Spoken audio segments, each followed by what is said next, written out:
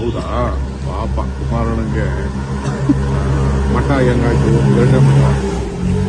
ಸ್ವಾಮೀಜಿ ಅವರು ಇಲ್ಲದೆ ಹೋದ್ರೆ ಚೀಫ್ ಮಿನಿಸ್ಟರ್ ಆಗ್ತಿಲ್ಲ ದೇವೇಗೌಡರು. ರಸ್ತೆಗಿಡಿದ್ರು ಸ್ವಾಮೀಜಿ ಅವತ್ತು. ಸದಾನಂದ ಗೌಡ್ರಿಗೆ ಏನಾಯ್ತು, ಅವ್ರಿಗೆ ತೊಂದರೆ ಆದಾಗ ಸ್ವಾಮೀಜಿ ಸುಮ್ಮನೆ ಕೂತಿದ್ರ. ಕೆಲವು ಸಂದರ್ಭದಲ್ಲಿ ಕೆಲವರು ಮಾತಾಡ್ತಾರೆ. ಈಗ ನಾನು ಬೇರೆ ಸ್ವಾಮಿಗಳು ಮಾತಾಡಿದ್ರಪ್ಪ, ಅದನ್ನ ಬೇಜಾರು ಮಾಡ್ಕೊಳ್ಬೇಕಿಲ್ಲ. ಈಗ ಸ್ವಾಮೀಜಿ ಬೆಂಬಲ ಕೇಳಲಿಲ್ಲ ಅಂತ ಹೇಳಿ ನಾನು ಕೇಳಿದ್ದೀನ? ನಾನು ಯಾವ ಸ್ವಾಮೀಜಿನ ಬೆಂಬಲ ಕೇಳಿಲ್ಲ.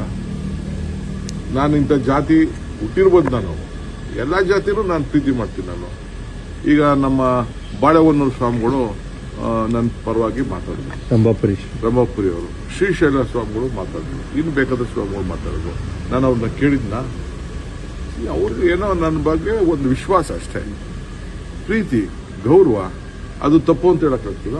ಈ ಜೈನ ಸ್ವಾಮಿಗಳು ಓಪನ್ ಆಗಿ ದೊಡ್ಡ ಬಹಿರಂಗ ಸಭೆಲೇನೆ ಅವರು ಆಶೀರ್ವಾದ ಮಾಡಿ ಹೇಳಿದ್ರಪ್ಪ ಧಾರವಾಡದಲ್ಲಿ. ನಾವು ಬಹಳ ದೊಡ್ಡವರು ಅವರು, ಪಾಪ ಅವ್ರಿಗೆ ಯಾರ ಆಶೀರ್ವಾದನೂ ಬೇಡ ಅವ್ರಿಗೆ.